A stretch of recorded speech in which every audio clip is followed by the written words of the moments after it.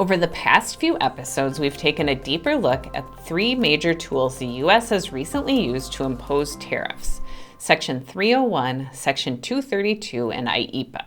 Each one has its own legal foundation and process. But there's one more category getting renewed attention in 2025: reciprocal tariffs. You may not have heard as much about these in the past, but they're quickly becoming one of the most talked about and controversial approaches in today's shifting trade landscape.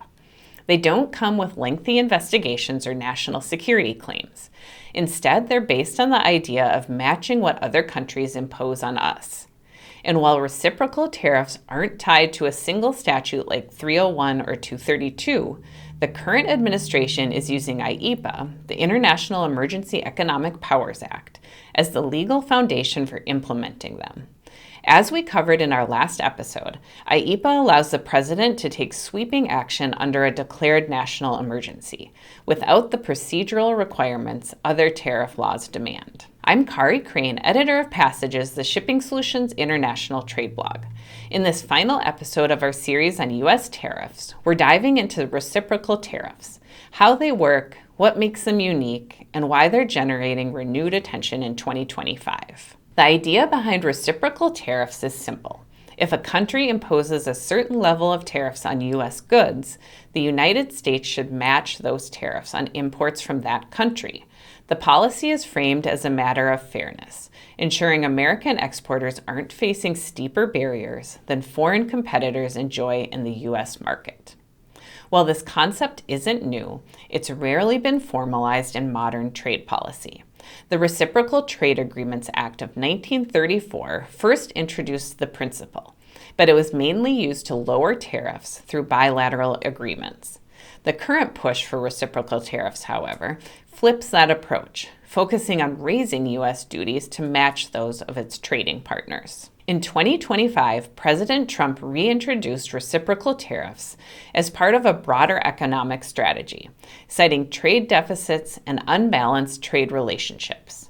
The idea is being used to justify across-the-board import duties, with higher rates imposed on countries running significant surpluses with the U.S. For example, at one point, the administration proposed a baseline 10% tariff on all imports, with rates rising based on the size of the trade imbalance.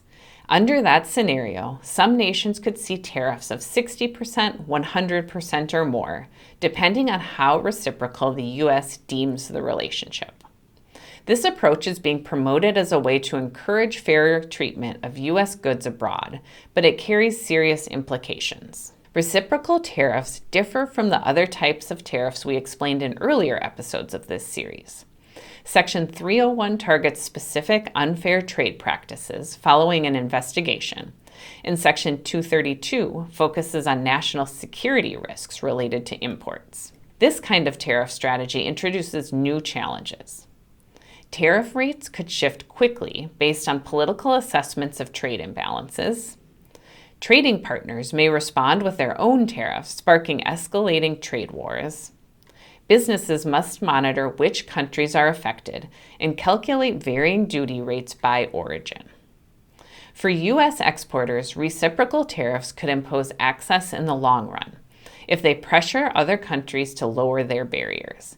But in the short term, they risk raising costs across the board. With tariffs increasingly driven by political decisions, not just legal findings, your compliance strategy needs to be nimble. Our import control software simplifies this process by helping you identify and monitor products impacted by changing tariffs. There's a link below to try it for free. You'll also find a number of other links to articles, white papers, and more that can help you manage tariff volatility. For example, our Incoterms resources can help you choose a better trade term for managing changing import controls. Our product classification software is always up to date with the changing regulations. And our blog includes dozens of helpful articles about tariffs, including a recent article from Dave Noah about strategies exporters and importers should use to manage tariff chaos. Our free guide, How to Create and Implement an Export Compliance Program, provides a solid framework for managing risk, especially when new import and export controls can appear with little notice. As we've seen throughout this series, the tools of U.S. trade enforcement vary widely in scope, process, and impact. Whether it's Section 301, 232, IEEPA, or reciprocal tariffs, the key is understanding how each one works and building a compliance program that can adapt. I hope this series has helped you understand what to plan for. Thanks for watching, and I'll see you back here soon.